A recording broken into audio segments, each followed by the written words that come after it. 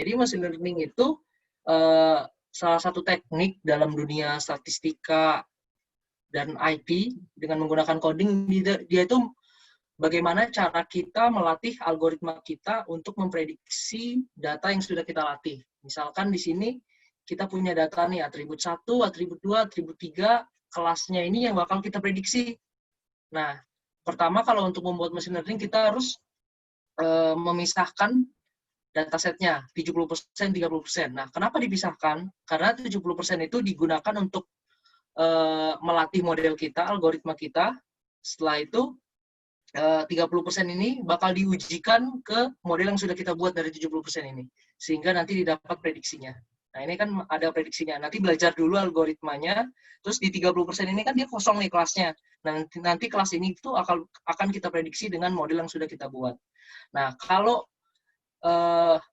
Y-nya itu atau yang mau kita prediksi itu kategorik, itu dinamakan klasifikasi. Untuk yang numerik dinamakan regresi. Dan sekarang kita akan fokusnya ke regresi untuk random forest yang ini.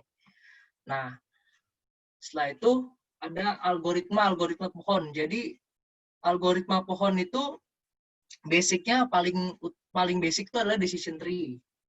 Baru dia berkembang jadi bagging, bootstrap plus aggregating. Dari bagging dimodifikasi untuk mengecilkan variance menjadi random forest. Nah, terus ada juga teknik gradient boosting dalam tree, dan turunannya bakal jadi XGBoost, LGBM, dan CatBoost. Tapi untuk sekarang kita bakal pelajarin yang atas dulu nih, yang decision tree, bagging, dan random forest. Oke, random forest sendiri, ini salah satu contoh pohon lah, contoh pohon dari decision tree. Misal, keputusan yang kita ambil itu misalkan kita yes itu berangkat pergi, no itu tidak berangkat pergi. Nah, variabelnya itu adalah outlook atau cuaca lah ya, cuaca sekarang. Jika cuacanya hujan, terus dia berangin, terus anginnya itu kencang, maka dia no. Berarti dia tidak pergi keluar. Kalau misalkan anginnya masih lemah, weak, dia pergi keluar. Ini ya, yang garis yang paling kanan ya, outlook.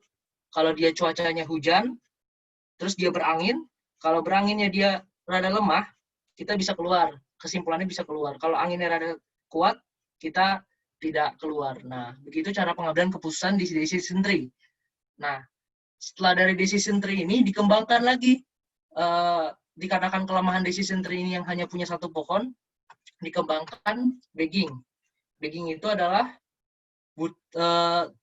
singkatan dari bootstrap plus aggregating. Jadi dia menggabungkan decision tree, dia menggabungkan banyak decision tree lah pokoknya. Ini decision tree pertama yang paling atas, decision tree kedua yang kiri, decision tree ketiga yang kanan. Nah, hasilnya, misalkan di decision tree yang paling atas nih hasilnya adalah yes.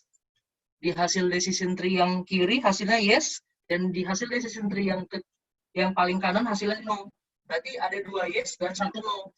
Nah, jadi kesimpulannya adalah kita ngambil voting. Yang paling banyak tuh apa yang dikeluarkan. Karena yes-nya paling banyak ada 2, jadi kesimpulan akhirnya adalah yes. Itu adalah proses aggregating.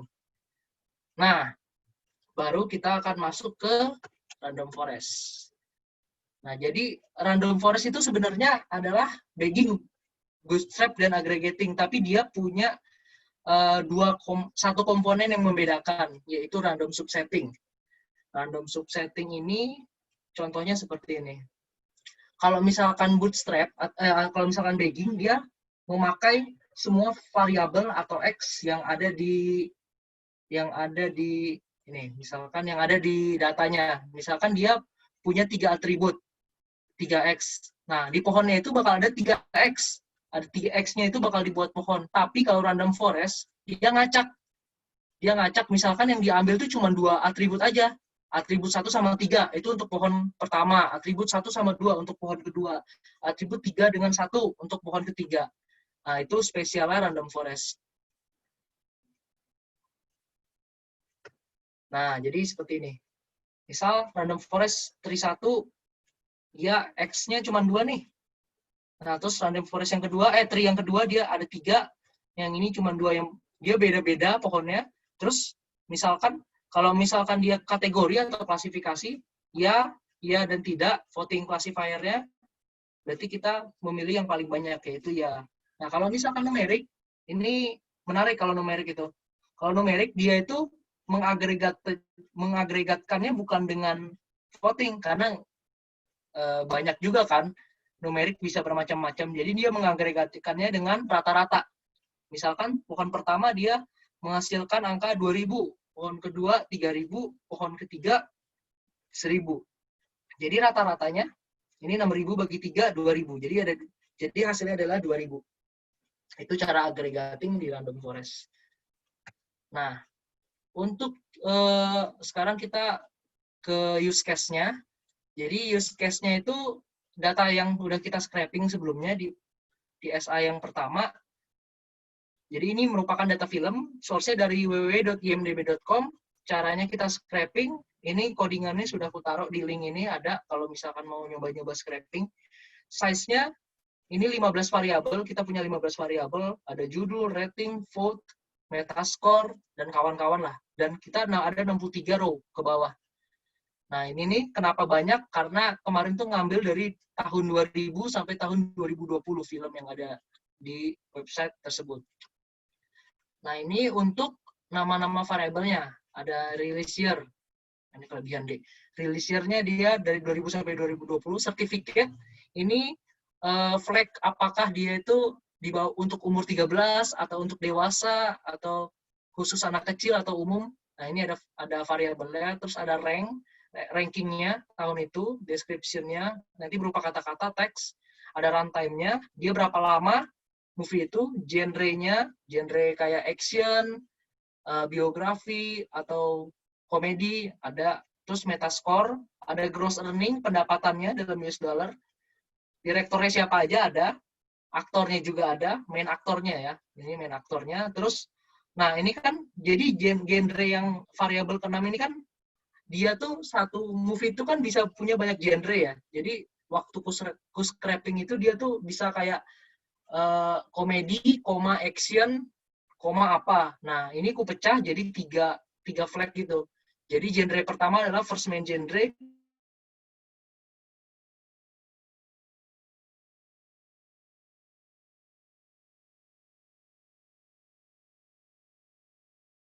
Pakai 15 adalah ratingnya. Nah, yang akan kita prediksi dari IMDb ini adalah ratingnya. Karena pas dicek di datanya rating itu banyak yang kosong. Jadi kita bakal coba ngeprediksi berapa ratingnya. Ratingnya itu dari 0 sampai 10. 10 paling bagus, ya semakin ke bawah semakin kurang diminati tuh ratingnya. Nah, sekarang mari kita nge-coding.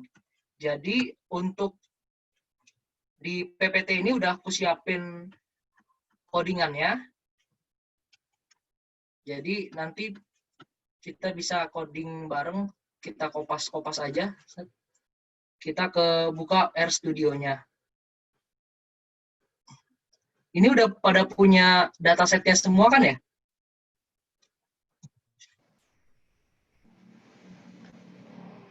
Ya, sudah dibagikan oleh panitia, Kak. Sudah dibagikan oleh panitia. Ada di link. Okay. Ya. Silakan dilanjut, Kak. Oke. Oh iya, panitia, untuk code-nya udah di-share juga kah? Atau perlu ku kopas ke grup, ke chat, ke grup chat? Oke, Kak, untuk coding nanti juga akan dibagikan di akhir ya, Kak. Oh, oke. Di akhir juga akan diberikan, ya. Jadi mungkin teman-teman boleh menyimak juga sekarang. Oke.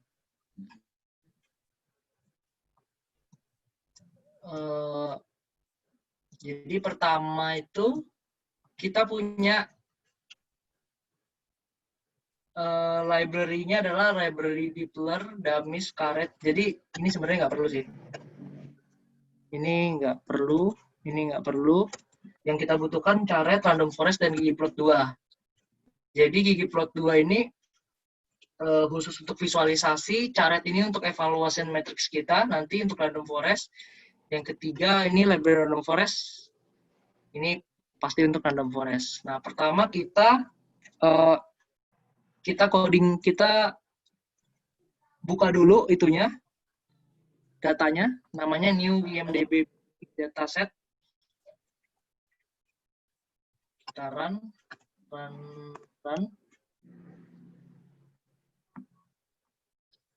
Terus yang data kita run. Terus kita pengen lihat gimana sih keadaan datanya. Kita coba head pakai head data. Nah, ini adalah kondisi dari datanya. Jadi ada release year-nya dari tahun 2000, sertifikat rank-nya ada yang R ini untuk umum kayaknya. PG 13 ini untuk anak 13 ke bawah. Ya, kalau nggak salah. Ini title-nya, ada movie filmnya, terus runtime-nya dalam menit, 44 menit, 150 menit, 60 menit. Terus, nah ini genre yang tadi aku mention, dia tuh kayak ada komedi, drama, action, adventure, dan drama. Kalau misalkan ini kita jadiin fitur, ini kan bakal banyak banget kombinasinya. Jadi akhirnya aku pisah jadi ini, genre 1, komedi, action, crime, komedi, genre 2-nya drama, adventure, drama, ada yang kosong juga. Terus untuk genre 3-nya, ada yang kosong drama, jadi sampai 3 genre aja. Terus ada ratingnya, nah rating ini yang bakal kita prediksi. Terus ada metascore, ada gross earning, ada director, ada aktor, ada votes-nya. Nah, lalu columns data ini untuk ngecek apakah kolom apa aja yang ada. Nah, terus pertama kali yang dilakukan itu sebelum memodelkan itu adalah kita ngelihat datanya itu gimana. Nah, misalkan kita pengen lihat nih yang genre 1. Summary dari data genre 1. Nah, ini adalah genrenya dan banyaknya film yang ada di genre tersebut. Dan ternyata ada yang kosong dia. Ada yang genre 1-nya kosong sebanyak 233 film. Nah, ini kan kayak nggak make sense gitu kan sebenarnya. Jadi kita take down aja yang pertama ya, untuk genre 1 aja ya khusus ya. Karena itu nggak make sense. Karena setiap movie itu pasti harusnya ada genrenya, harusnya ya. Nggak tahu yang lain. Nah, terus ini untuk pertanyaan pertamanya, ada studi kasus, kita pengen ngelihat datanya tuh gimana dulu. Genre mana yang mempunyai lama waktu movie itu berjalan paling lama lah, berapa menit lah selama tahun 2020. Itu pertama, kita pakai ggplot 2. Ini codingannya. Jadi di sini ggplot. Ini kalau pakai ggplot itu salah satu yang umum ya, visualisasi di R, karena enak banget sih, bisa diotak-atik. Jadi ini pertama datanya aku filter dulu yang rilisnya tahun 2020. Terus ini AS-nya itu adalah untuk nentuin X-nya sama Y-nya apa. Jadi ini X-nya genre 1 tapi sudah disortir, di order berdasarkan runtime dari yang paling tinggi. Terus ini Y-nya runtime. Terus geom boxplot ini untuk kita bakal nampilin boxplotnya nanti. Tapi boxplotnya dalam bentuk bar chart, nanti lebih menarik sih untuk ditampilkan daripada kita harus bar chart aja. Nah, ini scale-nya itu untuk angka X-nya sih, angka X sama Y-nya. Ini untuk background-nya, code flip itu untuk membalik. Coba ya kita run yang ini. Oops, ini kekecilan. Bentar.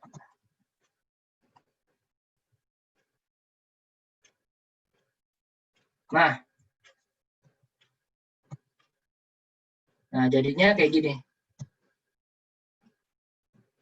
Nah, ini jadi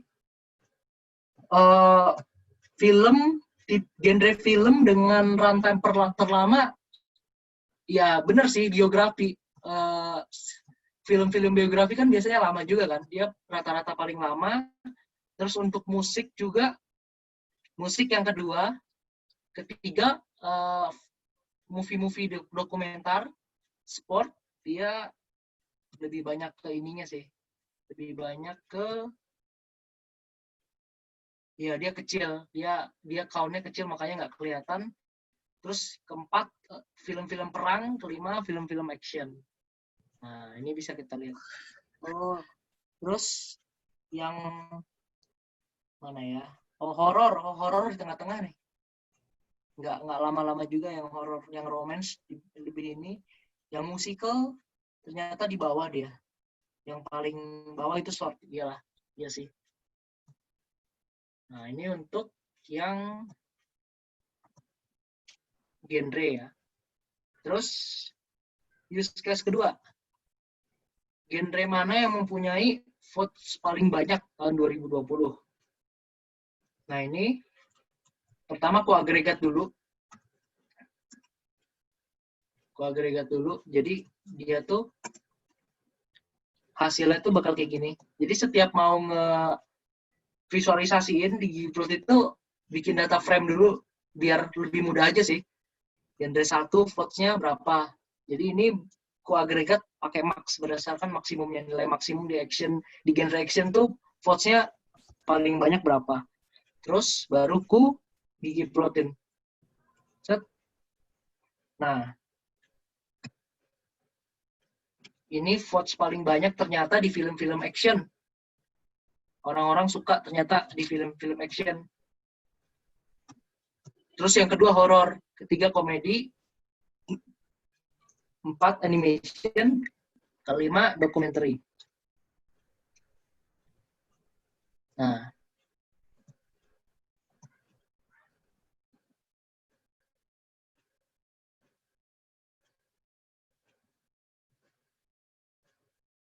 ini udah untuk yang genre, baru masuk ke pertanyaan ketiga. Pertanyaan ketiga ini, which film? Jadi film apa yang dia memiliki votes paling banyak? Sama caranya, pertama kita agregatkan dulu. Nah, jadi hasil agregatnya kayak gini.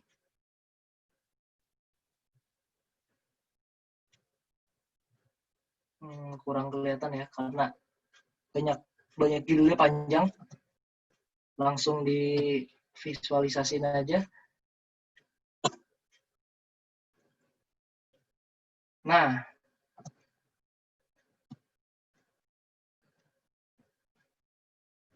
jadi ini film dengan votes terbanyak, tapi yang genrenya action aja. Tadi kan yang paling atas kan action kan. Nah, kita pengen lihat film apa sih yang paling banyak votes-nya di action, ternyata yang Extraction. Gak tahu sih ini film apa. Birds of Prey, Bad Boys for Life, The Old Guard, Sonic the Hedgehog. Oke. Underwater. Nah, baru setelah kita visualisasi, yang tahap selanjutnya adalah kita data cleansing. Nah, jadi kemarin itu udah sempat nyoba pakai 63.000 data kan. Ternyata itu it takes time sih. Jadi banyak banget. Jadi kita di sini ngambil top 500 film aja yang paling tinggi ratingnya setiap tahun. Bukan rankingnya setiap tahun.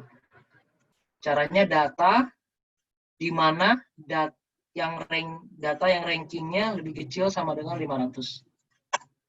Nah, dengan gini datanya udah lebih dikit, 10.497. Nah, terus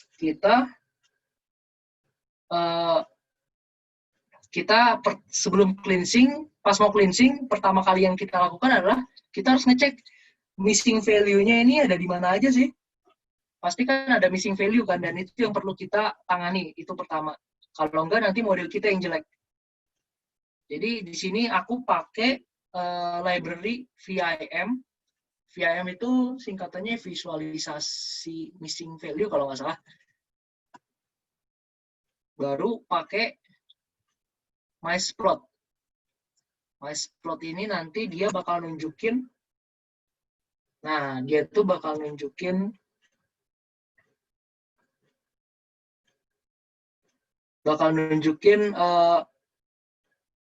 yang mana yang memiliki missing value paling gede.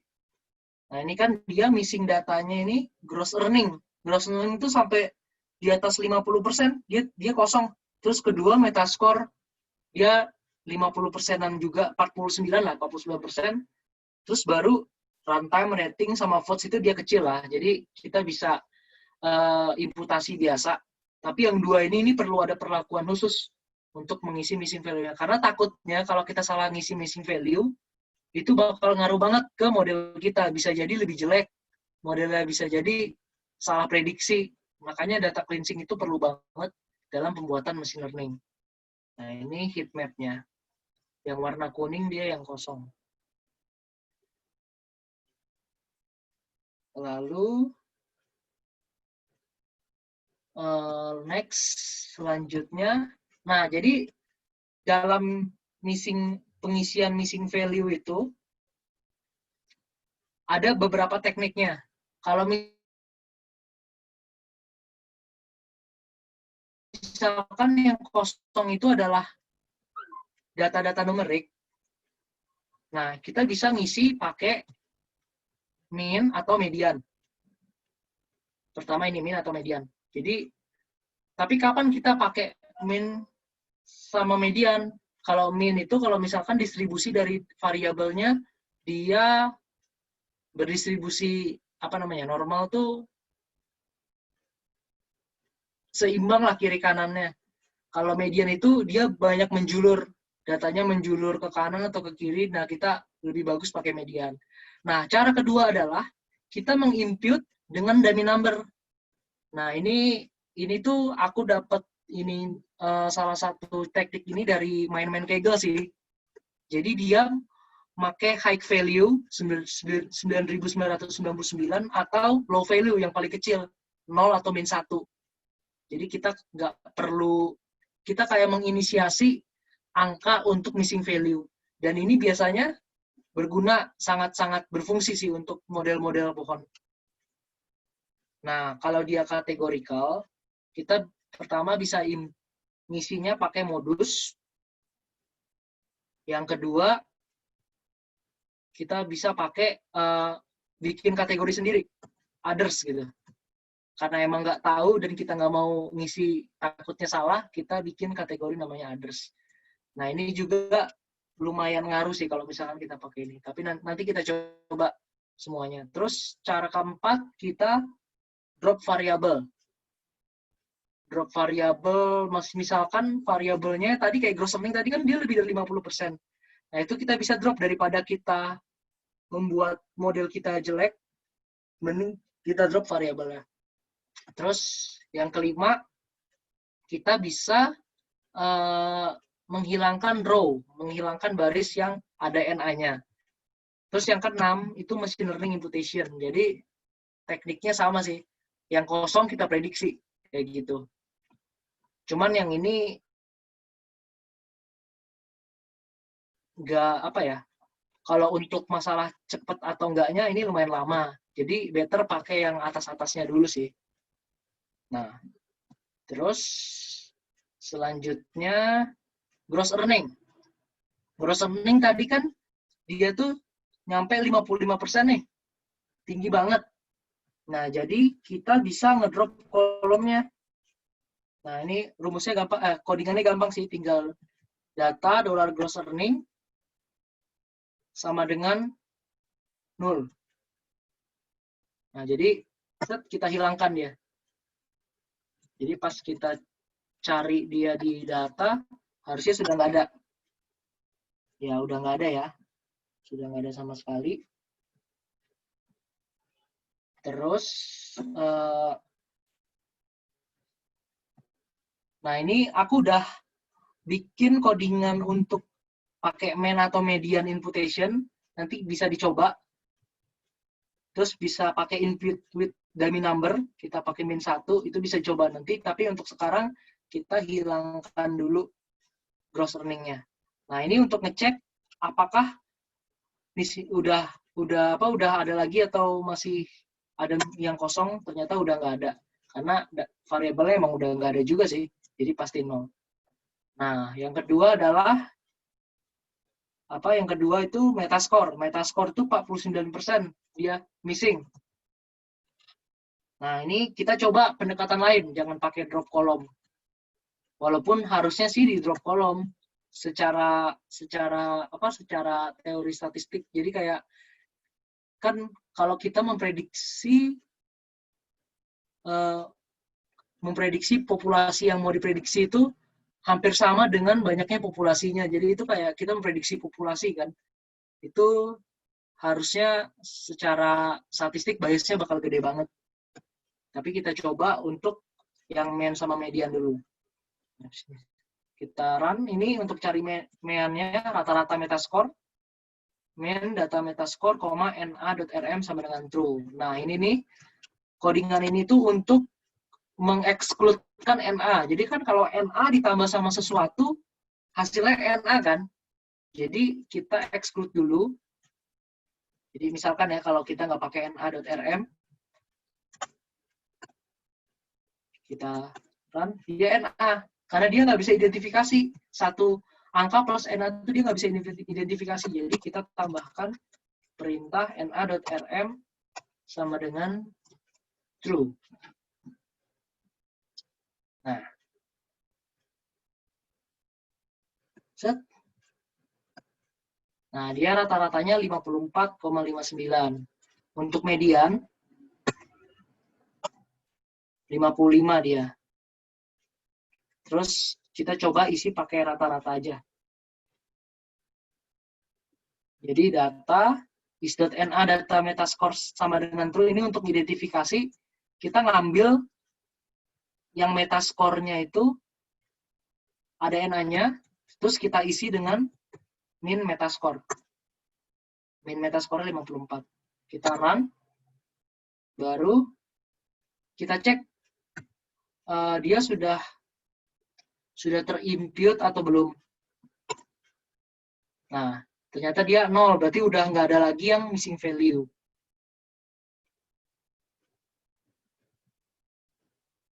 Oke. Terus untuk yang runtime. Yang runtime ini, runtime itu dikit kan ya. Kalau dari sini tuh dia cuman 3%. Cuman 3% aja yang kosong. Jadi pakai rata-rata juga bisa sih. Kita coba pakai rata-rata. Nah, rata-ratanya itu 93. Oh, 93 menit ya rata-rata. Secara median 95. Oh, berarti harusnya distribusinya seimbang sih ini. Runtime. Oh, enggak juga sih. Banyak yang itu juga.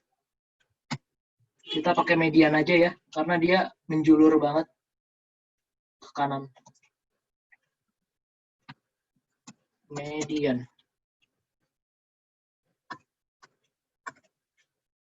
Oh iya, dia udah keisi. Oke. Terus selanjutnya itu votes. Selanjutnya votes. Dia kita lihat histogramnya dulu.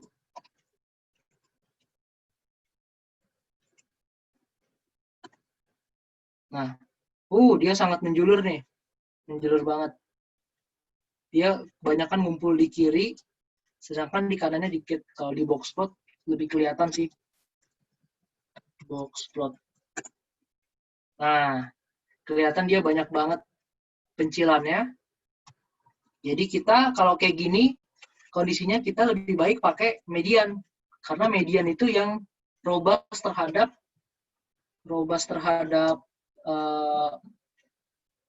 kemenjuluran kayak gini. Takutnya kalau misalnya pakai rata-ratanya itu bakal ketarik ke kanan gara-gara ada nilai di kanan yang lebih tinggi. Kalau median itu dia cuma ngambil nilai tengahnya aja, dia nggak akan berpengaruh terhadap kalau ada yang nilainya gede. Di sini kita coba pakai median.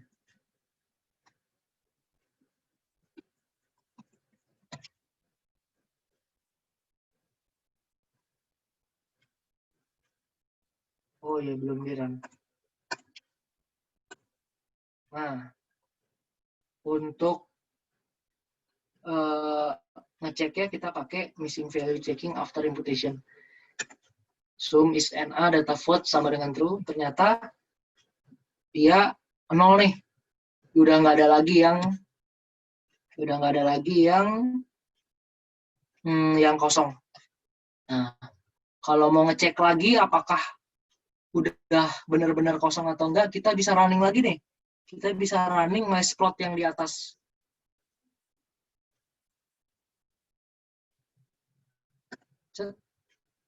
Nah, udah pada bersih dan tinggal rating.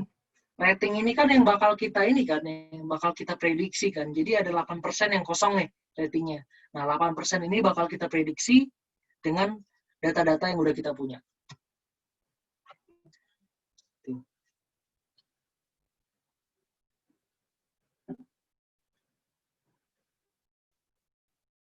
Nah, ini nanti untuk nyoba-nyoba bisa dicoba kalau misalkan pakai mean atau median lebih tinggi mana akurasinya. Kalau pakai cara yang high value atau low value juga bisa dilihat akurasinya bagusan mana. Kategorikal juga bisa dicoba. Kalau yang ini sebenarnya dari nama sih keren sih, cuman untuk secara efisien waktu ya kurang sih, karena harus ngemodelin. Tapi harusnya ya kalau misalkan nih kita punya variabel income, variabel education, variabel marital status.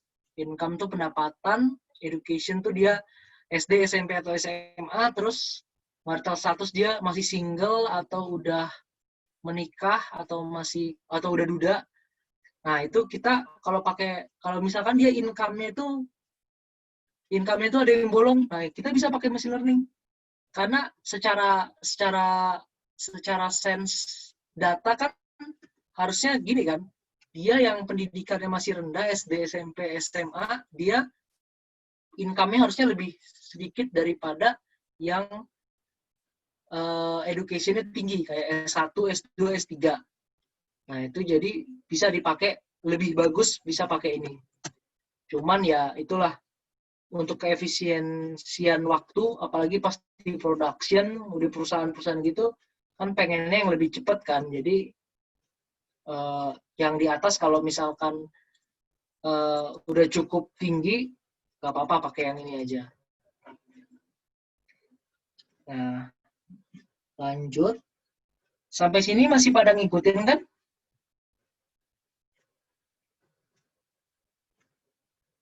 Atau ada yang bingung? Masih Kak Frans. Masih, oke. Aman.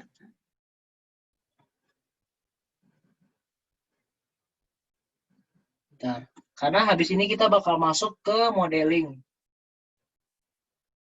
Jadi, pertama kita mantepin dulu data cleansing-nya sih. Baru kita masuk ke modeling. Wait.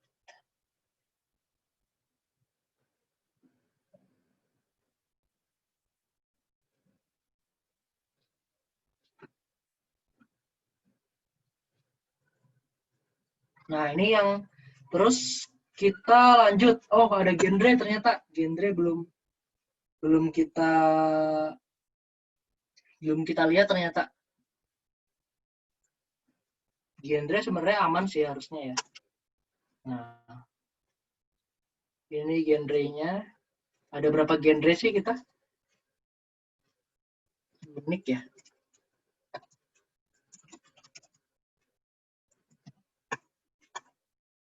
Oh, ada 25 genre. Komedi, action, crime, short, musik. Oke. Kalau yang 27 genre juga. Yang ketiga lebih sedikit ya. Oh, masih ada yang kosong juga. Nah, ini nih yang kalau misalkan kategori yang kosong kayak gini, nah ini kita bisa menginisialkannya sebagai others. Karena emang kosong kan. Kalau kita isinya pakai modus, itu nggak sesuai sama datanya. Karena kan emang keadaannya, genrenya emang cuma satu kan. Makanya genre 2, genre 3-nya kosong. Nah, ini baru bisa kita isi pakai others. Nah,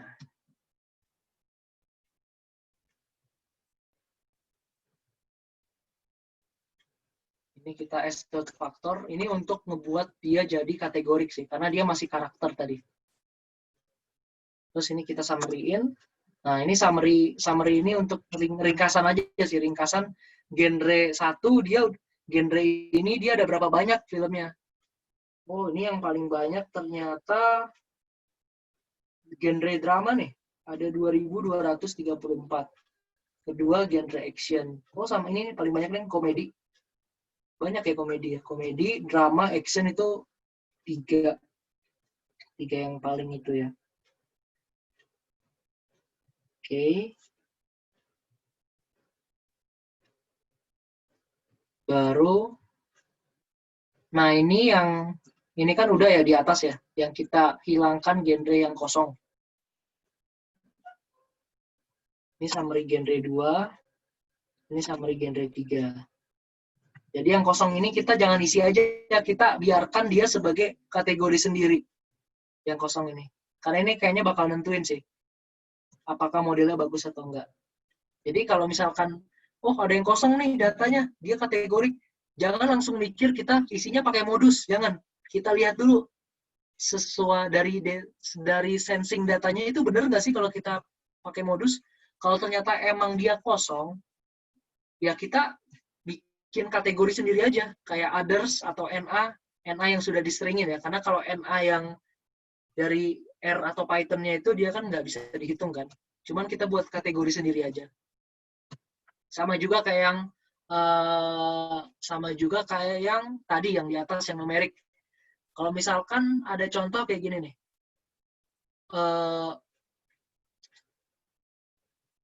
Karena aku dari background finansial kan kerjanya, jadi ada banyak sih data-data yang raw datanya ini customer ini, bukan customer ya, order ini tuh customer yang order transaksi mobil atau motor pada bulan ini, kok dia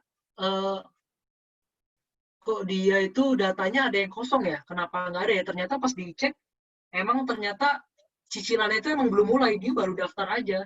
Nah itu kan, kita kan nggak bisa langsung tabrak aja, pakai rata-rata aja, atau pakai median aja, itu nggak bisa. Nah, kita biasanya ngisinya pakai 0. Karena 0 kan pertama 0 itu definisinya dia nggak benar-benar belum, makanya 0. Terus secara algoritma dari tree, dia itu bakal memisahkan, tree-nya itu bakal memisahkan yang 0 tuh ke ujung sendiri. Nah, jadi dia bisa mendefinisikan 0 itu sebagai missing value, kayak gitu. Jadi jangan langsung rata-rata atau median. Lihat dulu case-nya apa, baru tentuin, kayak gitu. Itu data cleansing. Karena yang paling berperan dalam modeling itu data cleansing. Nah, setelah kita, nah ini untuk sertifikatnya. Sertifikatnya, oh ini ada yang kosong juga, 4.960. Yang 13 ke atas ada 166 film, 17 ke atas ada 229 film, not rated, R, unrated, ya itu. Nah kalau yang kosong gini kita biarin aja, nggak apa-apa, dia bakal buat kategori sendiri. Jangan kita masukin dia kayak pakai modus. Kalau pakai modus berarti kan ini yang paling banyak kan R nih, 2.818. Masa 4.960 film ini yang paling banyak dari antara kategorinya kita masukin dengan R semua? Kan nggak bisa kan? Makanya kita buat kategori sendiri. Gitu. Nah, selanjutnya kita partisi datanya sebelum kita memodelkan. Jadi kayak yang udah kita, nah jadi kan machine learning-nya tuh dianya bakal adanya di sini. Nah sebelum ke sini tuh kita pisahkan dulu data train, data test, sama data validation-nya. 70%, 30%. Untuk proporsi 70%, 30% ini sebenarnya subjektif sih, tergantung kita, tapi kalau bisa tuh data trainnya itu lebih banyak. proporsinya. Karena kan kita mau melatih algoritma kita dari data yang kita punya. Jadi datanya harus lebih banyak. Jadi dia bisa biar belajarnya lebih banyak. Gitu. Nah, ini udah aku bikin kok ini ya. Wait. Oke, nah ini trend test validation partition. Nah, orang tuh bingung, sering bingung. Apa sih bedanya tes, data test sama data validation? Sebenarnya yang benar apa sih train test atau train validation? Nah, jadi dulu kan aku juga skripsinya tentang machine learning juga kan. Jadi ternyata tuh yang benar tuh menurut buku yang saya baca, aku udah lupa. Untuk membagi 70%, 30% itu, 70% itu data train, 30% itu data validation. Nah, sedangkan tesnya itu adalah data yang bakal kita predik, data luar, data eksternal. Kenapa namanya validation? Karena kita pengen lihat performa modelnya dari data validation ini kan. Nanti kita bakal nyari RMSE-nya, akurasinya, AUC-nya, itu dari data validation. Gitu. Jadi kalau yang secara ilmiah harusnya train validation, bukan train test. Itu. Mungkin nanti kalau ada yang punya bacaan lagi yang train test, bolehlah kita discuss. Tapi ini masalah penamaan aja sih, nggak apa-apa. Yang penting ngerti konsepnya. Oke, kita lanjut ke codingan. Nah, jadi ini kita ngeset data trainnya. Data trainnya itu adalah data yang ratingnya ada semua. Jadi is.na-nya false, berarti dia nggak ada yang NA. Nah, untuk data testnya itu yang kosong, karena yang mau kita prediksi kan. Berarti yang is.na-nya itu true. Nah, baru setelah itu kita gunakan, kita inisialisasi dulu kolom-kolom apa aja yang bakal kita gunakan. Jadi kan, kalau misalkan kita lihat ada kolom, nah ada banyak kolom nih. Ada release year, certificate, rank, title. Tapi kan kita nggak perlu pakai data title kan. Title itu kan kata-kata. Itu beda lagi pengolahannya. Sedangkan kita kan datanya tabular. Jadi title ini bisa kita singkirkan. Description apalagi. Description itu banyak tentang movie ini tuh bercerita tentang apa. Itu kan beda lagi kan pengolahannya. Jadi ini bisa kita exclude. Title sama description. Runtime itu pasti kita pakai. Terus genre. Tadi mana ada genre? Ah iya genre. Genre ini kita udah pecah jadi genre lagi. Nama aktor dan nama direktor itu juga kurang tepat sih untuk dibikin ke dalam model karena dia banyak banget kategorinya kan. Ini bakal lebih bagus untuk visualisasi. Jadi kita bisa lihat direktor mana sih yang punya rating tertinggi, rata-rata rating tertinggi dari semua film yang sudah dia bikin. Atau aktor apa sih yang paling, siapa aktor yang memiliki rating tertinggi dari film yang dibintanginya. Itu kita bisa visualisasi pakai dua ini. Tapi kalau untuk modeling, better jangan, karena takutnya bias dan overfit. Karena dia banyak banget kategorinya. Jadi nanti pokoknya itu bercabangnya banyak banget. Aktornya ini. Jadi takutnya overfit, jadi kita buang. Jadi yang kita ambil, release, certificate, runtime, metascore, foods, genre 1, 2, 3, sama rating. Of course, dia kan Y-nya kan. Nah, kalau di R itu, kalau untuk membentuk satu vektor gini, kita pakai C. C dalam kurung, ininya apa aja. Set. Nah, dia terbentuk kan. Nice. Baru kita masukkan dia ke dalam variabel namanya useCall. Kita run lagi.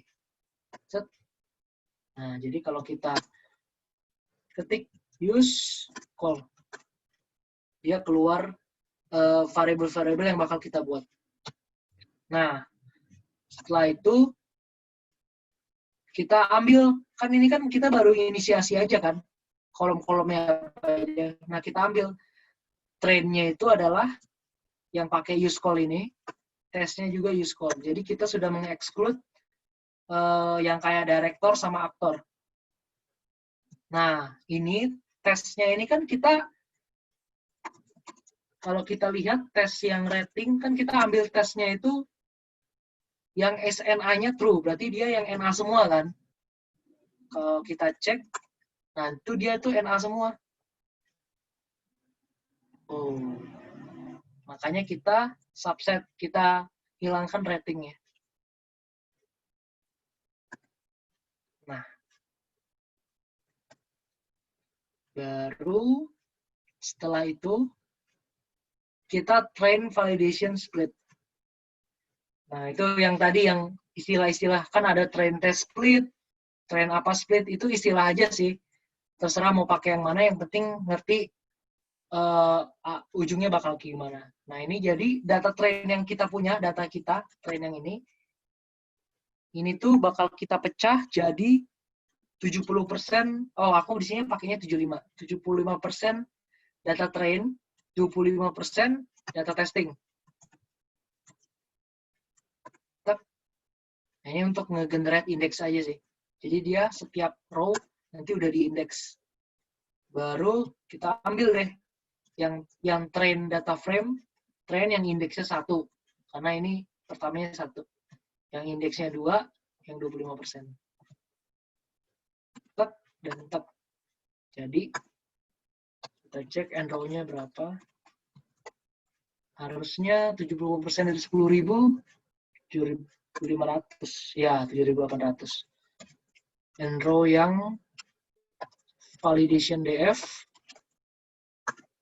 2.500. Jadi kita bakal nge-train model random forest di 7.800 data kita, dan itu bakal di-apply ke data validation kita 2.543 untuk dilihat evaluasi dari model kita udah bagus atau belum. Nah, terus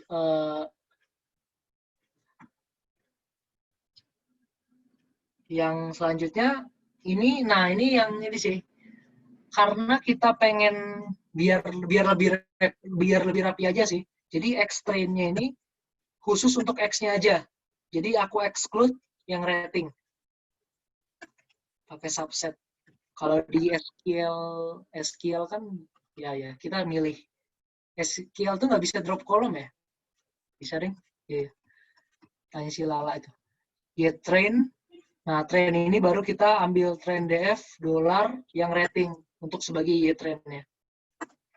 Nah, yang kedua, Xval. Yang untuk validation, kita buang ratingnya. Nah, terus yang Y-val kita inisialin ratingnya aja.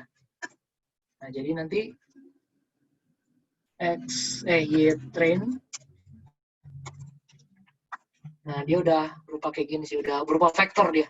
Udah bukan berupa data frame lagi. Yang Xval. Yang Y-valnya juga. Nah, dia udah vektor. Tapi kalau yang X-train-nya dia masih udah data frame, karena dia kan banyak kolom. Nah, ini bukan banyak sih. Ya. Nah, ya ini dia. Ini data train kita yang bakal kita latih. Ini yang kosong. Ini kita udah sengaja jadiin jadi kategori yang tadi S.factor. Kalau lupa yang ini nih. Nah, S.factor data genre 1, jadi yang NA ini udah jadi kategori string sendiri lah. Bisa diubah, kalau pengen diubah namanya jadi other, bisa. Baru setelah setelah itu kita baru mainin sama random forest-nya. Ini install package dulu bagi yang belum.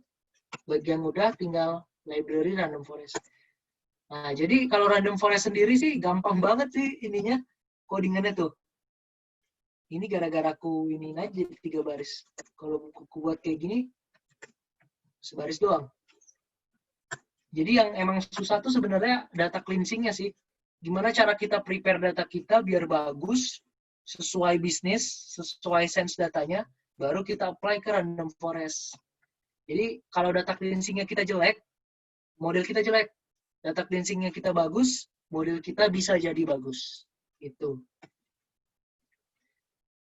Kita entry-nya. Entry itu banyaknya pohon. Tadi yang di PPT-ku ada 3 pohon itu, nah ini nanti ada 2.500 pohon. Nah, karena takutnya lama, kita bikin 1.000 dulu ya. Karena ini memakan waktu yang 750 aja deh. Takutnya lama. 750 pohon. Run. Jadi kita di sini random forest, X train-nya apa, terus masukin Y train-nya apa, baru dia entry-nya berapa. Entry itu banyaknya pohon. Jadi nanti kita bisa ganti-ganti. Semakin banyak pohon, harusnya dia semakin bagus. Karena secara teori sama konsep kan, dia nge-agregat hasil dari banyak pohon kan. Jadi harusnya lebih bagus. Apalagi ini regresi. Kalau regresi itu kan pakainya rata-rata. Jadi dia bisa ngerata-ratain dari semua banyaknya pohon, harusnya biasnya itu lebih kecil. Kalau misalkan pohonnya sedikit, biasnya gede. Karena kan derajat bebasnya kan, kalau misalkan, kalau belajar dulu ya, kalau dulu, sorry kalau aku salah ngomong, seingatku tuh ada namanya derajat bebas. Derajat bebas itu didapat dari banyaknya variabel dikurangi 1. Kalau misalkan, terus ada juga tabel namanya KTG, kalau nggak salah, kuadrat tengah KTR, kuadrat tengah regresi, ada kuadrat tengah apa. Nah, itu kan didapat dari JKT dibagi DF kan, derajat bebas kan.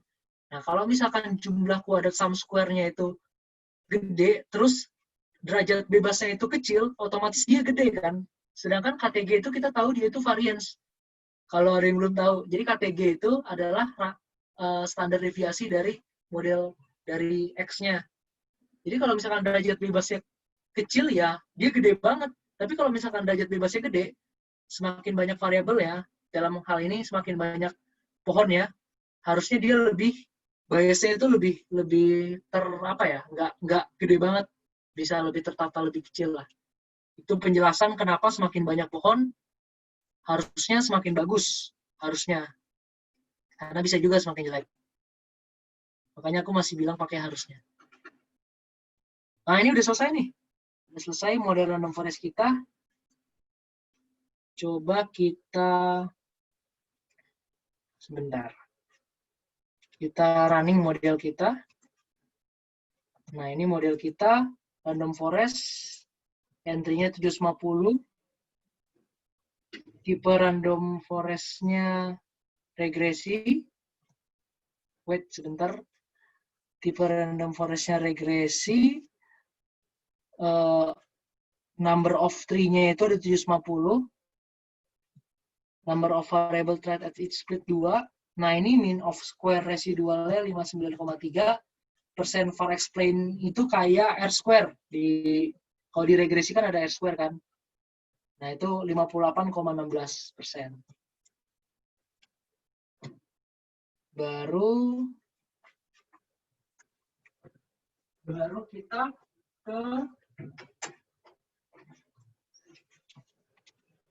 Baru kita ke ini, cara memprediksi model kita. Nah, jadi Y-train pred ini, jadi kita ada 2 prediksi. Pertama kita prediksi hasil Y-nya dari data training, kita prediksi data validation-nya. Nah, ini bisa pakai gampang sih predik. Kita predik model kita apa? Kita inisiasiin kan sebagai model. Model, X train kita. Data train kita. Terus kita predik deh. Wait ya. Nah, tuh udah keluar. Ini hasil prediksinya. Hasil prediksinya. Terus kita simpen dia ke dalam variabel namanya Y-train pred. Terus yang kedua kita prediksi data validation kita. Kita simpen namanya Y-val pred. Terus kan kita punya data testing ya tadi ya. Kita punya data testing, kita prediksi Y-test prediknya predict model test. Nah, ini hasil prediksi untuk data tes yang kosong tadi. Jadi nanti kita bisa ngisi, kita bisa memprediksi rating film tersebut karena dia kosong. Nah, machine learning itu bukan, random forest itu dalam hal ini machine learning itu bukan hanya untuk memprediksi aja.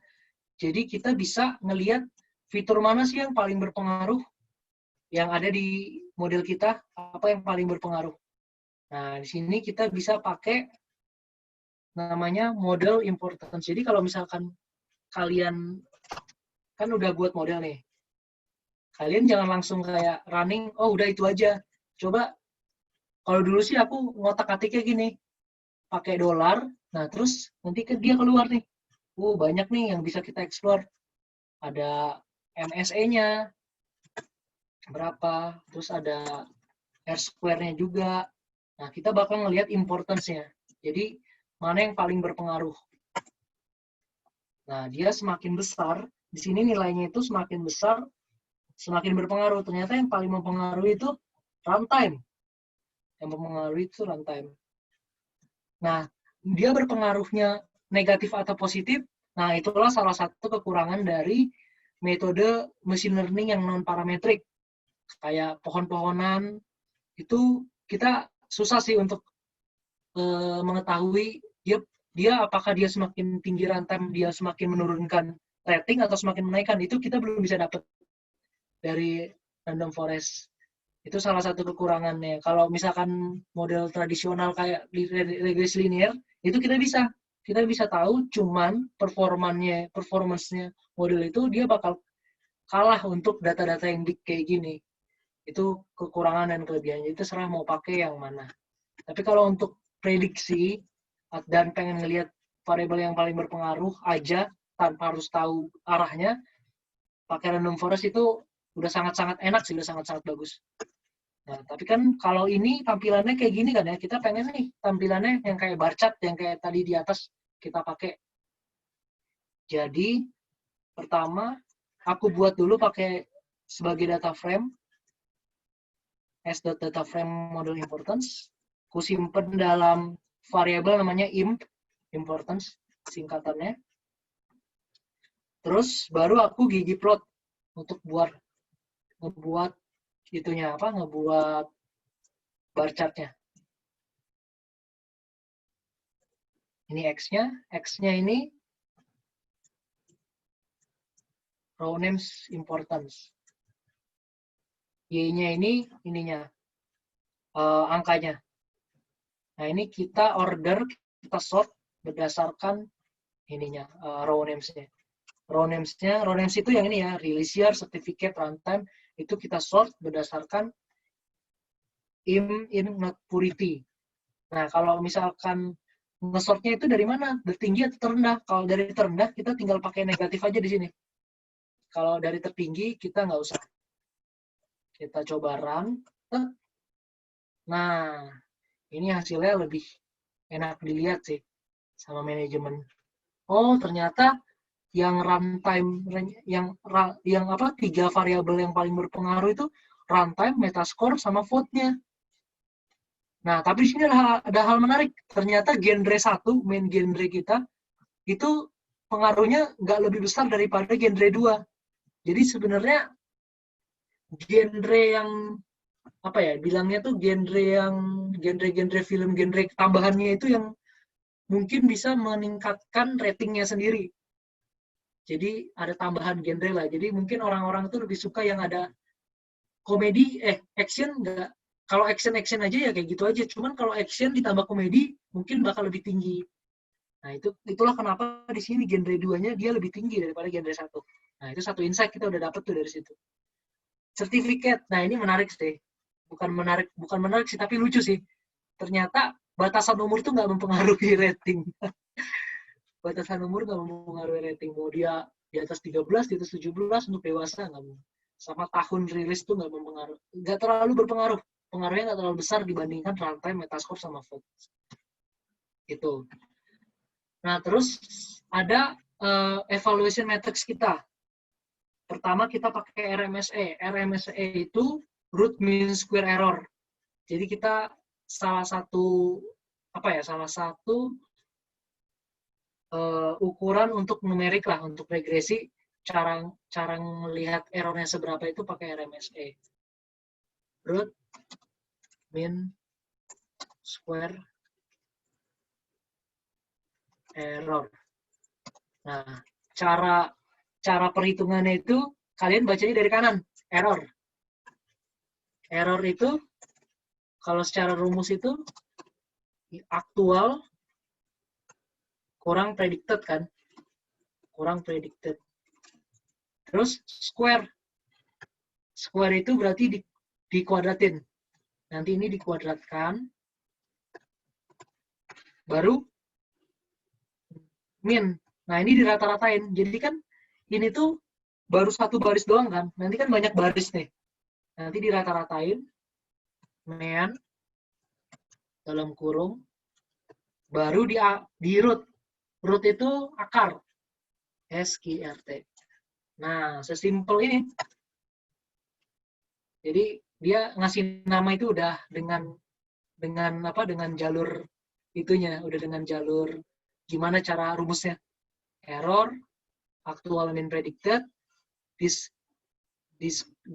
square, dikuadratkan, mean dirata-ratain, baru diakarin. Nah, ini kita bisa punya built-in function-nya itu dari library Caret.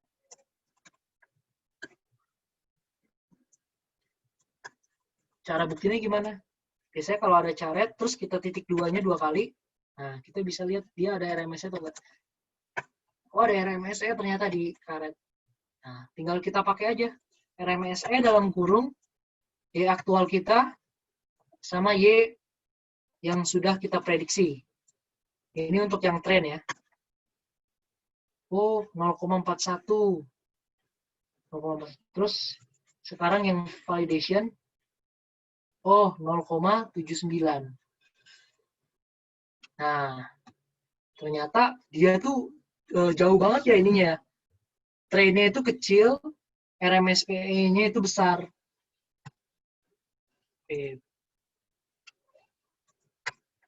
Tapi ini untuk secara, kalau dilihat kalau berdasarkan koma ini kan cuma perkomaan kan, itu bedanya 0,3. Cuman kalau bisa waktu membuat model machine learning itu jarak antara RMSE atau evaluasi metrik yang train sama tes itu nggak beda jauh. Nah, itu bisa dipastikan model itu nggak akan overfit karena dia nggak beda jauh. Nah, terus salah satu cara lagi untuk melihat apakah dia sudah bagus atau belum prediksinya itu kita pakai scatter plot.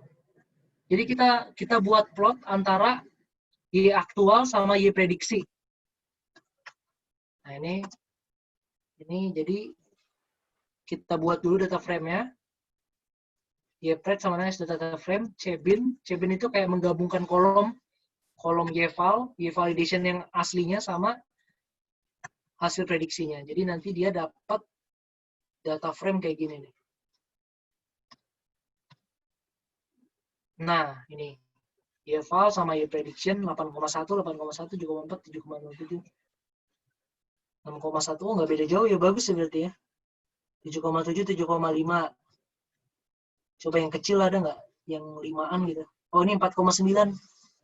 Ah, iya dia gedenya di sini. Dia salah prediksi di sini. Lumayan jauh. 8,9, 8,3. Oke. Kita lihat pakai ggplot, scatter plot. Kita pakai geom point untuk ngeplotnya. Datanya dari PredDF. AS-nya ini itunya XY-nya. X-nya YVal, Y-nya YVal Pred, ngasih prediksi kita. Geom point itu bikin scatter plotnya. Bukan scatter plot, plotnya aja. Geosmooth itu bikin garis line-nya. Kita run. Nah, Inilah hasilnya. Hasil plot antara aktual sama hasil prediksi. Nah, dari plot ini, kalau misalkan kita plot ya, kalau misalkan pengen tahu dia bagus adalah plotnya itu harus ini apa? Harus apa namanya? Miring, harus benar-benar ada di garis ini nih. Karena semakin dekat kan berarti, kalau misalkan 2,5 sama 2,5, tak kecil ya. 7,5 sama 7,5 di sini. Tapi kalau misalkan dia aktualnya 7,5, dia prediksinya 5, kan dia malah turun ke sini kan. Nah, jadi kalau bisa tuh sesuai sama garis, dia tuh ada di garis. Dan ternyata dari model kita ini kurang bisa untuk ngeprediksi yang kecil-kecil. Makanya tadi kita dapat yang 4,9 diprediksi jadi 6. Dia tuh rada tersebar ke atas nih. Harusnya 2,5 dia, cuman dia terprediksi jadi 7 komaan. Nah, jadi nanti kita bisa utilize di situ kenapa. Kita bisa tahu di mana sih model kita lemah. Ternyata model kita lemah itu di saat dia ngeprediksi yang ratingsnya itu kecil. Makanya dia rada berantakan. Gitu. Nah, kalau misalkan udah berhubungan sama dua variabel gini, pasti keinget dong sama korelasi. Iya kan? Semakin dia linear, semakin dia tinggi korelasinya semakin bagus. Nah, jadi kita cobain korelasiin. Kita korelasiin. Oh, korelasinya 76%. Ya, untuk yang yang validation. Terus untuk yang trend, korelasinya 95%. Nah, disinilah bisa kelihatan ternyata model kita itu belum terlalu bagus. Kita harus tuning parameter. Misalkan tree kita tuh tadi kan 750, mungkin tuh kedikitan. Kita bisa coba 2000 atau 3000 pohon biar jadi lebih bagus. Nah, kalau kita korelasinya kita kuadratin jadinya R square kan. R square-nya 57,9%. R square yang train belum di-run. Ya harusnya segitu. 90,2%. Nah, kita balik ke PPT. Nah, jadi di PPT-nya udah ku buat step per step, nanti bisa dicobain. Bisa dicobain nanti udah ku buat. Nah, ininya terus untuk yang missing value, nah ini kayaknya modelnya itu bakal berubahnya saat missing value-nya sih. Itu kan modelnya masih kurang bagus ya. Nanti bisa kalian coba kalau pakai median, gross earning-nya kita munculin tapi pakai mean. Atau bisa input pakai dummy number -1. Nah, ini metascore-nya kita bisa coba pakai ini. Terus kita lihat akurasinya. Testnya udah, random forest-nya modelingnya udah, terus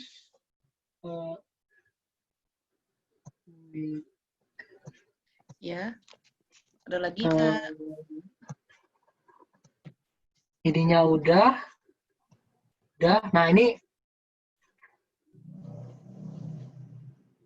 Nah, ini juga udah dibuat nih RMSE-nya. Scatter plot-nya juga udah. Jadi kita banyak cara untuk melihat apakah model kita bagus atau enggak. Kalau yang numerik. Bisa pakai RMSE, kita bandingkan R square-nya, terus kita bisa lihat plotnya. Ternyata model kita lemah di rating yang rendah. Nah, gitu berarti materinya dari saya cukup sampai segitu aja.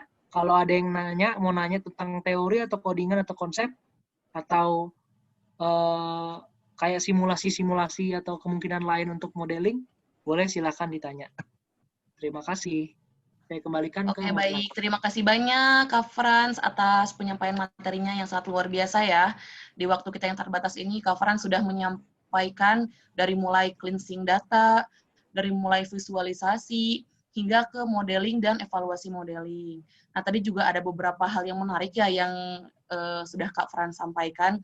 Salah satunya juga tadi ada perbedaan antara data train, data test, dan data validasi, di mana itu merupakan pertanyaan pada saat saya sidang, Kak, kemarin. Jadi itu juga ditanyakan pas saya sidang. Jadi pas banget itu conference barusan membicarakan itu, jadi langsung teng Tapi gitu bener kan sidang. ya?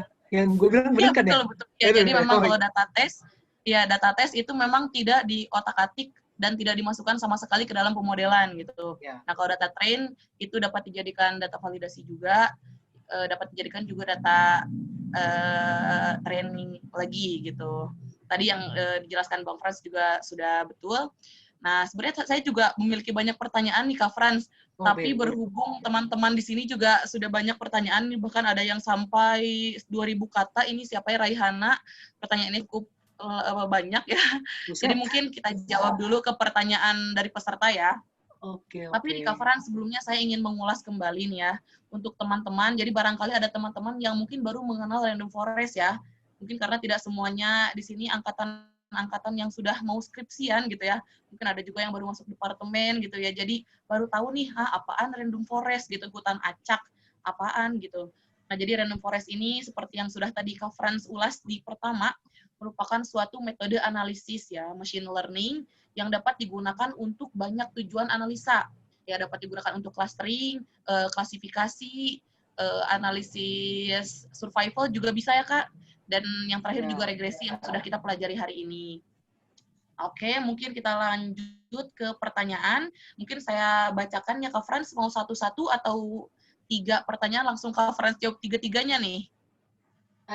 Tapi kalau saya lihat di kolom chat, ini pertanyaannya mirip-mirip ya, Kak. Jadi pertanyaannya tentang missing value.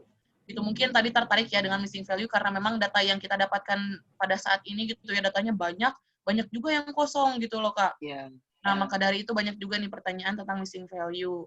Oke, mungkin saya bacakan dulu 3-tiganya ya, Kak Frans. Boleh? Oke. Mungkin nanti Kak Frans bisa ambil resumnya untuk menjawab ketiga pertanyaan ini. Jadi yang pertama, ini tentang dummy number, Kak. Jadi kan kalau missing value itu kadang juga diisi oleh angka 999.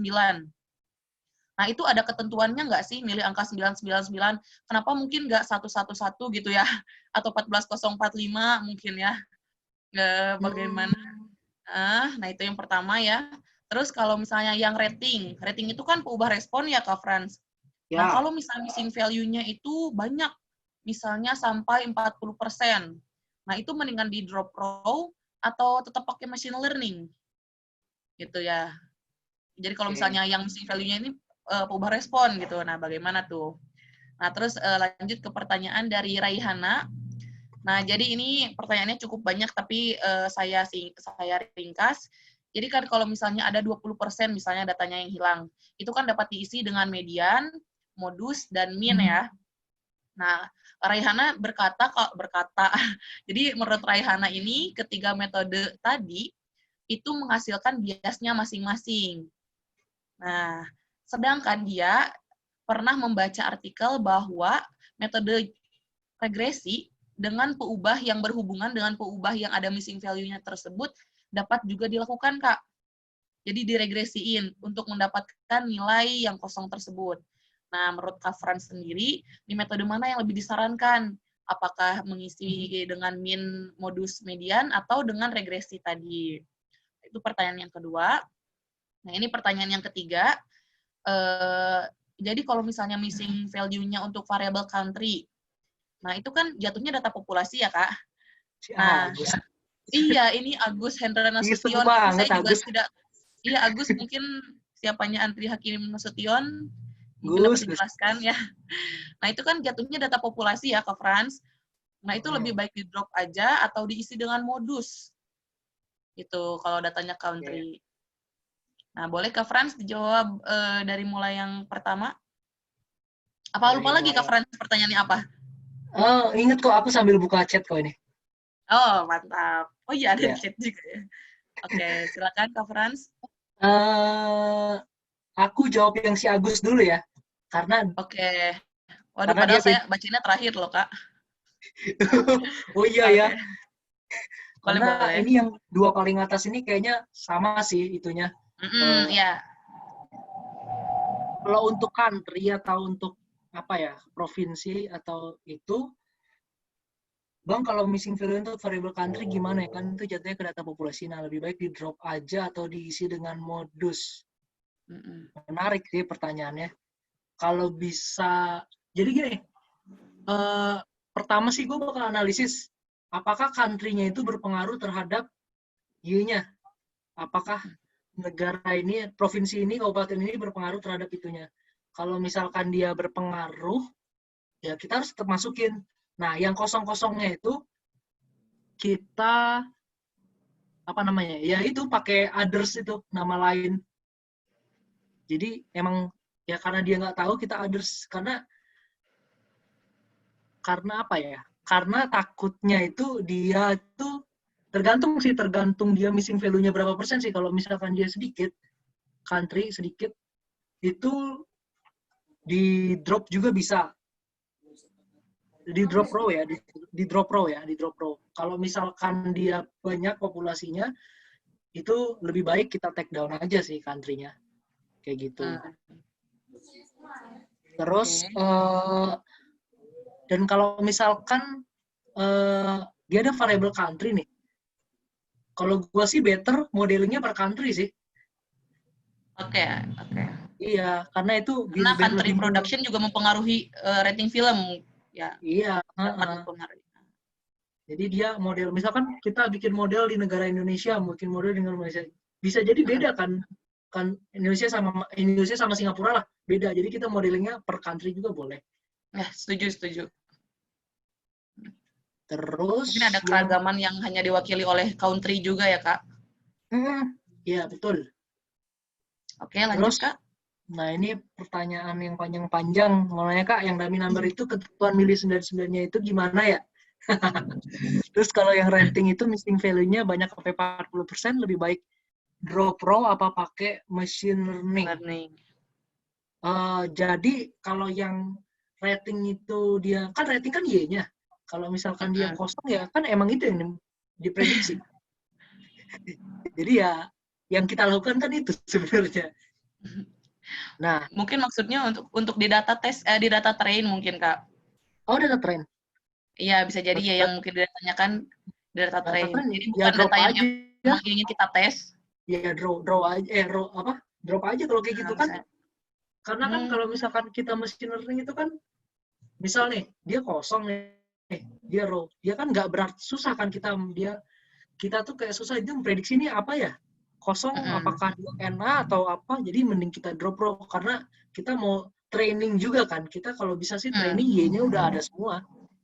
Gitu. Jadi better di drop sih daripada nanti melenceng prediksinya hasil kita trainingnya. Karena ini pubah respon juga ya, Kak? Iya, betul. Karena pubah respon.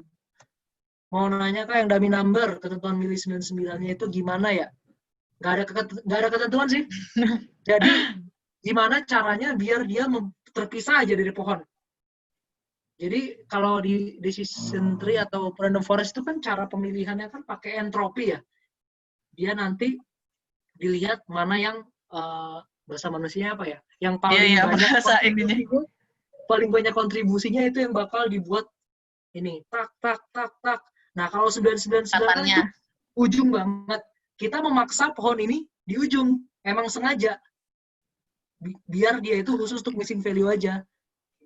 Bisa kalau misalkan datanya data income ya, 5 juta, 2 juta, 3 juta, 20 juta, terus dia ada yang missing nih. Kita pengen pakai dummy number, kita bisa pakai min 1. Kita bisa pakai 0. Tapi ini untuk model pohon ya, kalau untuk model regresi jangan. Ya untuk tree base aja ya, Kak. Ya, ini untuk tree base aja karena untuk memisahkan yang missing value. Dan ini kalau sering main Kaggle, orang-orang tuh lebih suka pakai ini untuk imputasi missing value. 9999 kalau enggak min 1. Karena dia memisahkan, dan kebanyakan sih mereka pakai boosting tree gitu sih, makanya mereka secara teori juga benar, 999 sengaja dibuat pohonnya paling ujung, rantingnya sih paling ujung, biar dia nggak ke situ. Gitu. I see. Jadi dahannya paling ujung biar keputusannya nggak jatuh di missing value gitu ya. I see. Cara Oke. ngakalin aja sih. Banyak belajar aja dari Google. Itu orang-orang aneh-aneh semua. Hebat lah. Oke, mungkin dia Terus nanya kenapa nggak 9998 gitu. bisa, nggak apa-apa. Bisa, Iya, padahal bisa bisa ya nggak apa-apa. apapun. Bisa kok. Oke, lanjut Kak ke pertanyaan dari Lanjut. Raihana. Nah, selamat siang Kak, saya yang bertanya pengisian-isiannya ya benar bisa menggunakan main media modus. Bagaimana jika kasusnya sekitar 20% datanya hilang diisi dengan apakah akan Main media berpengaruh terhadap modus. pemodelan? Dan saya pernah membaca artikel juga jika menggunakan 3 metode tadi bisa berbias. Ya, statistik itu pasti ada biasnya kan, ada errornya. Saya juga pernah membaca bisa menggunakan regresi dengan pengubah yang berumur. Ya, regresi juga ada errornya kan. Regresi juga ada Si biasnya sebenarnya. RMSE. Iya, jadi dari yang main media modus regresi, kakak lebih menyarankan menggunakan mana ya kak untuk mengisi missing value. Jadi aku jawabnya dari dua perspektif ya. Perspektif pertama dari perspektif bisnis, perspektif statistik. Perspektif kedua, perspektif machine learning engineer untuk prediksi. Kalau misalkan perspektifnya bisnis, otomatis kita harus lihat betanya kan. Dia itu positif kah atau negatif kah? Dia itu berpengaruhnya positif atau berpengaruh negatif. Kita harus melihat dari kalau dia emang kosong datanya, lebih baik sih diisi pakai yang itu apa? Rataan atau median. Kita lihat dulu itunya apa namanya? Histogramnya, terus dia menjulur atau enggak. Kalau misalkan dia emang seimbang, apa sih namanya? Distribusi normal itu apa sih? Kalau kiri kanan yang nggak menjulur, apa sih sebutannya? Lupa gue. Simetri. Menjulur. Simetri, ya. Skewness. Ya, simetri. Dari tadi gue nyari Simetri. Oh, kata-kata itu. dari itu cari kata simetri. Iya, Iya, simetri simetri. itu it's okay if you want to input median or mean as a inhibitor kan. Tapi kalau misalkan dia itu sebenarnya tergantung bisnisnya juga sih. Kalau misalkan gajinya itu ada yang kosong. Terus kita lihat ternyata dia pekerjaannya non fixed income. Jadi yang kerjanya itu bisa dapat pas musiman, bisa dapat pas ya nggak tentu lah, nggak tetap lah. Nah itu kita bisa pakai nol atau apa. Yang penting yang membedakan dia sama fixed income. Itu jadi banyak banget sih pertimbangannya untuk mengisi missing value. Tapi yang penting harus sesuai sama business sense-nya. Jadi setiap bikin regresi atau random forest terus lihat fitur importance-nya, lihat dulu kalau misalnya pakai mean, sesuai nggak nih sama business sense-nya. Kalau misalkan pakai median, sesuai nggak? Nah, itu dari sisi bisnis. Kalau dari sisi machine learning engineer, itu kan dia pengennya RMSE-nya terkecil, akurasinya tertinggi, AUC-nya tertinggi. Nah, itu boleh pakai kayak regresi untuk biar kita lebih yakin sih. Boleh pakai regresi. Yang kayak itu loh, yang kayak yang ku ceritain tadi, misal income-nya nih ada yang missing. Terus ada variabel marital status, ada variabel education, ada variabel umur. Nah, ini kan tiga ini kan sebenarnya sangat menentukan income kan. Kalau dia umurnya sudah 30, terus dia udah pekerjaan direktur, harusnya dia lebih tinggi kan. Itu bisa kita bikin pakai regresi. Nah, tapi kalau apa? Wait. Ya regres sebenarnya bagus sih pakai regresi, cuman ya ngabisin waktu. Iya, iya. Kalau aku ya, Itu baru kalau satu dari misalnya yang missing. Kalau banyak peubah yang missing, PR iya. juga ya.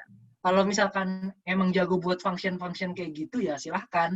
Tapi kalau misalkan pengen langsung itu bisa kok, dan hasilnya harusnya nggak berbeda jauh sih. Aku dulu udah pernah nyoba sih. Dulu kan aku kan langsung main Kaggle. Aku nyoba mean, nyoba median, nyoba bonus, nyoba pakai 0, nyoba pakai 999, nyoba pakai regresi. Hasilnya kalau secara di UJT itu nggak signifikan berbeda sih. Paling untuk data-data yang kayak 0,99 yang secara bisnis sense-nya emang harus digituin, itu bisa banget. Kayak 2%, 3%. Cuman mean median itu regresi nggak terlalu. Kalau dari pengalamanku ya, cuman nggak tahu yang lain, mungkin punya pengalaman yang lain. Kayak gitu. Oke, terima kasih banyak Kak Frans atas jawabannya. Jadi untuk yang terakhir itu menyesuaikan ya Kak, menyesuaikan dengan karakteristik data. Apa dia sudah simetris, atau ternyata menjulur ke kanan, atau menjulur ke kiri. Nah, disesuaikan juga dengan karakteristik data yang ada. Dan disesuaikan juga dengan waktu ya, Kak. Karena memang Ya, kalau misalnya regresi itu juga membutuhkan waktu komputasinya yang lama juga, belum juga spare time waktu untuk menentukan nih peubah mana saja yang dapat menentukan dari peubah yang ada missing value-nya. Itu juga harus tepat ya, Kak. Karena kalau misalnya juga salah, nanti juga kesananya salah gitu. Oke, baik. Sepertinya sudah menjawab ya, Kak, pertanyaan 3 pertanyaan tadi. Oke.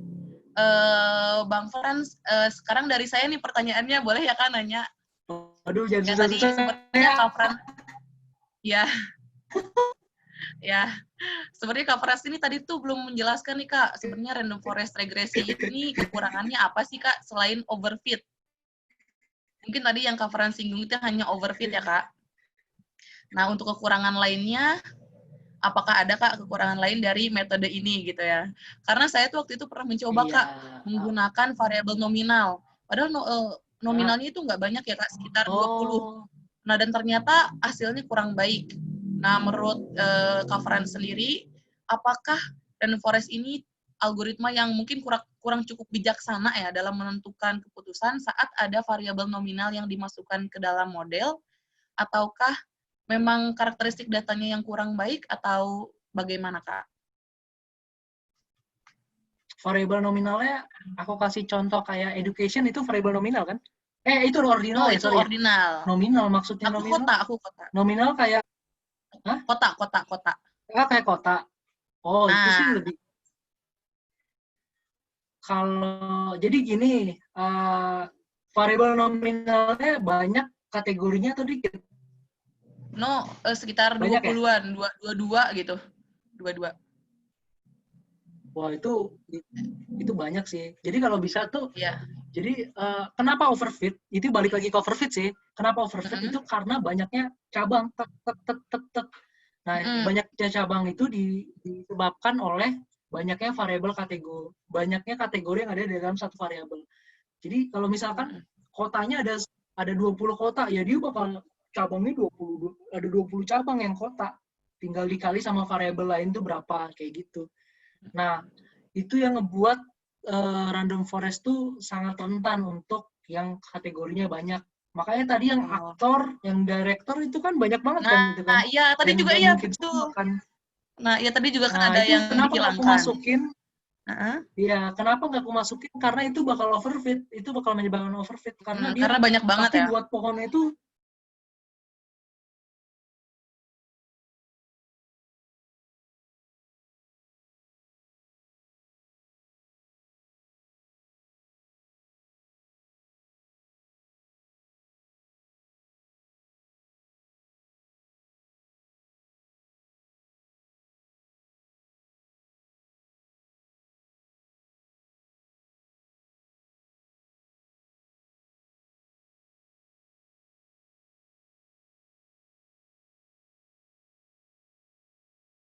sudah Iya, cepet, benar. Iya. terus itu kan berupa agregasi dari Hyperparameternya juga pohon nggak kan. terlalu banyak ya, Kak? Iya, hyperparameternya nggak terlalu banyak juga. Jadi ya berhati-hati di data cleansing-nya aja sih. Milih-milih Oke. variabel. Karena overfit atau enggak itu bisa bahaya banget sih di random forest. Oke, baik. Ya, mungkin Kak Frans ini sudah menjelaskan random forest sudah cukup dalam ya, Kak. Dari mulai apa sih yang dapat kita dapatkan gitu hari ini. Yang pertama dari data cleansing nih, cara kita memasukkan atau imputasi data ya. Jadi mengganti data missing value itu bagaimana caranya sudah dijelaskan juga.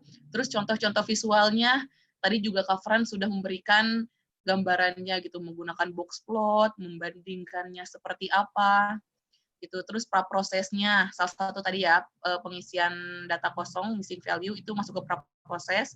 Terus modelingnya, walaupun ya modelingnya memang cuma segitu ya Kak, codingannya Iya, memang cuma modelnya sedikit. cuma segitu. Iya, mungkin nanti coverage ini belum sempat menjelaskan tuning karena memang akan lama ya Kak kalau dituning. Ya, ini salah satu tuning yang tadi tuh banyaknya pohon. Tadi kan 1000, terus Oh, udah jadi 750. Itu tuh salah satu tuning, tapi manual. enggak yang tuning halus gitu ya, itu membutuhkan waktu yang cukup lama juga ya Kak. Kalau misalnya webinarnya lebih lama, mungkin Betul. Kelvin dan teman-teman boleh disetting. Mungkin bisa. Iya, oke. Jadi salah satu hal yang dapat dilakukan untuk memperbaiki model, yaitu dengan cara tuning parameter ya. Jadi bukan di random forest saja, di semua machine learning, tuning parameter itu dapat dilakukan ya, Kak. Itu dengan mengubah-ubah parameter yang ada pada suatu model analisa. Begitu.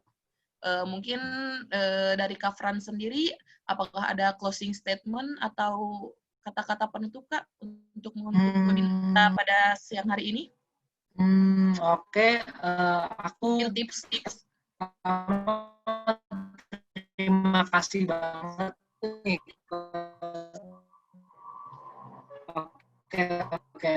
Aku pertama terima kasih banget udah diundang sama panitia untuk menjelaskan random forest. Minta maaf juga kalau misalkan ada yang kecepatan atau ada yang belum ngerti, ada yang belum jelas. Minta maaf juga. Nanti bisa lain udah jarang. Terus untuk tips dan trik, sebenarnya tips dan trik ngoding sih itu aja. Cuman coding itu sebenarnya kalau di awal-awal kita tuh bikin frustasi karena kok banyak errornya, banyak apanya. Tapi percayalah usaha tidak mengkhianati hasil. Maksudnya semakin banyak kita ngoding, semakin banyak pengalaman, semakin banyak latihan tuh semakin itu. Dan ini jangan lupa selalu berpikir sebagai ini sih. Berpikir datanya tuh kayak apa, berpikir bisnis sense-nya kayak apa. Percuma kita modelnya udah tinggi banget, tapi secara bisnis sense-nya itu nggak masuk. Karena itu ngaruh banget kalau di kerjaan. Sangat-sangat ngaruh.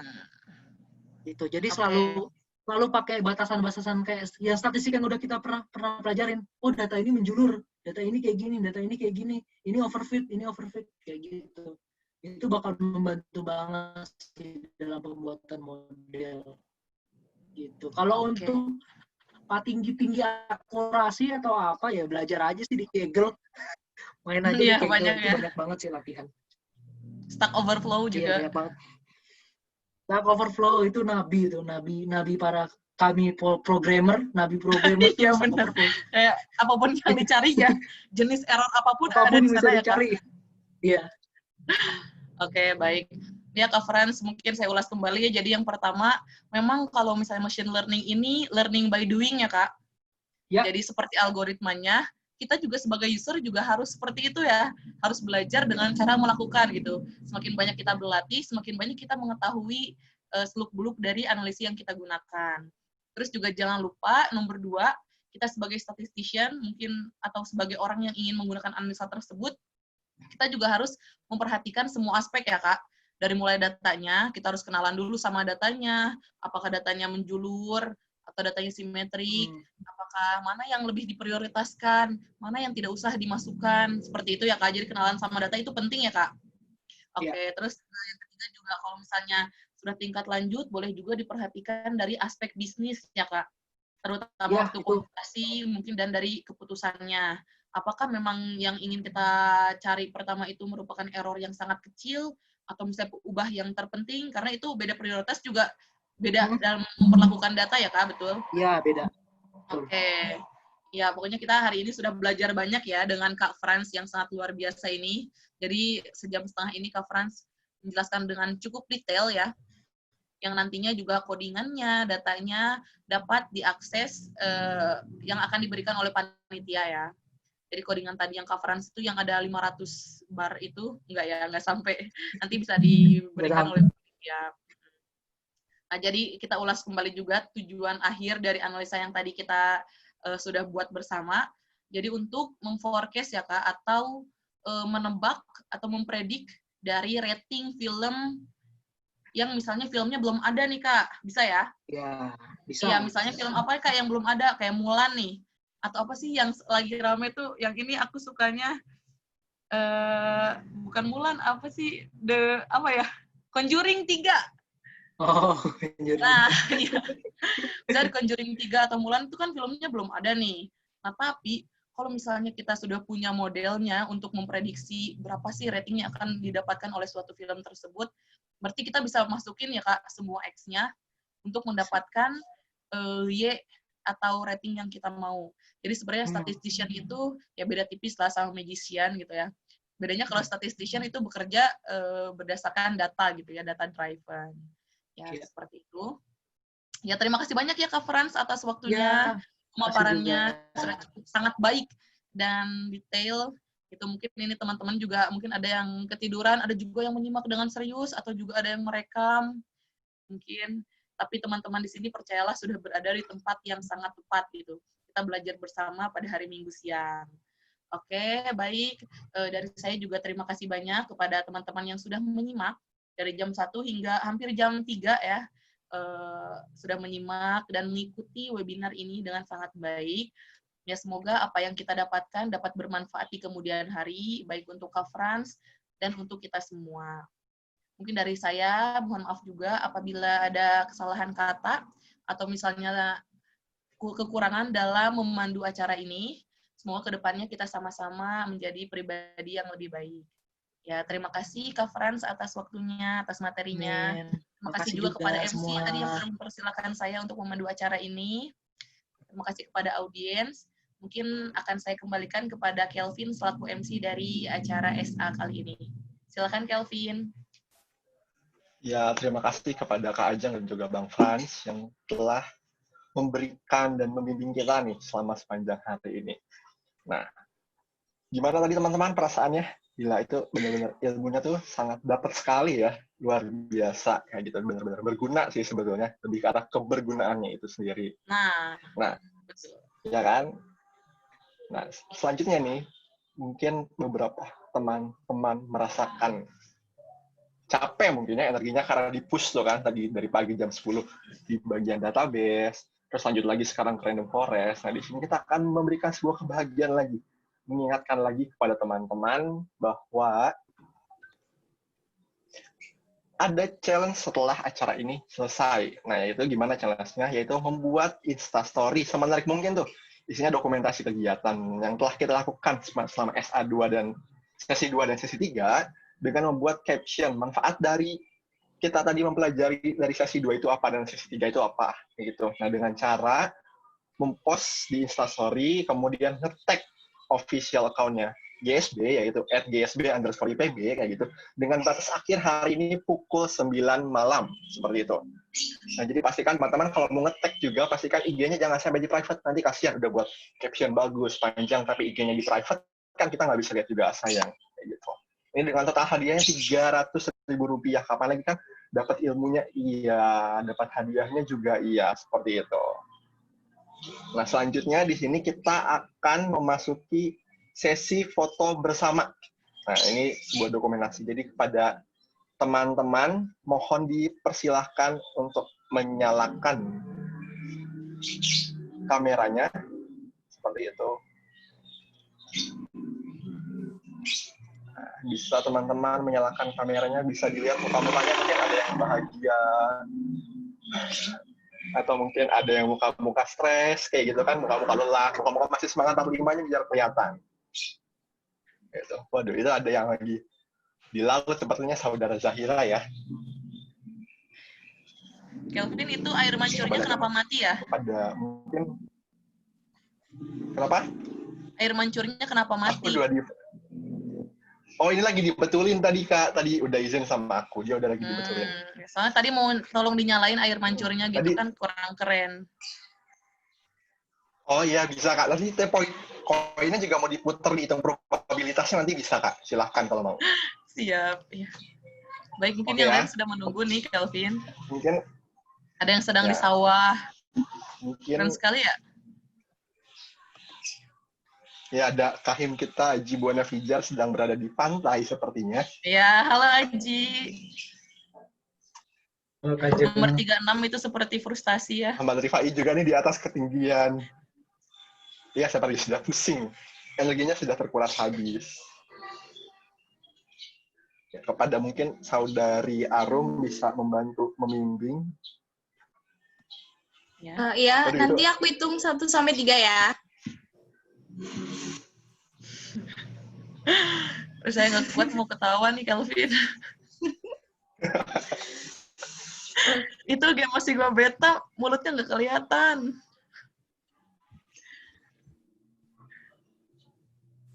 Teman-teman, aku hitung 1 sampai 3, yang belum nyalain, boleh nyalain dulu.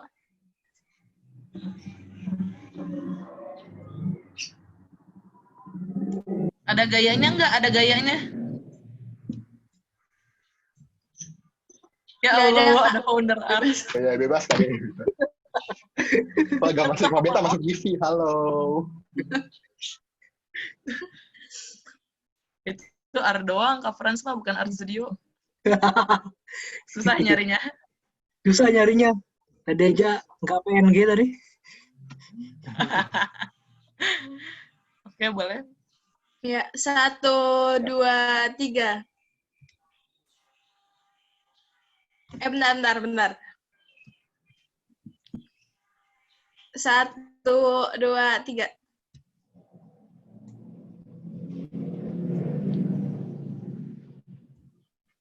Dah, Sudah? udah.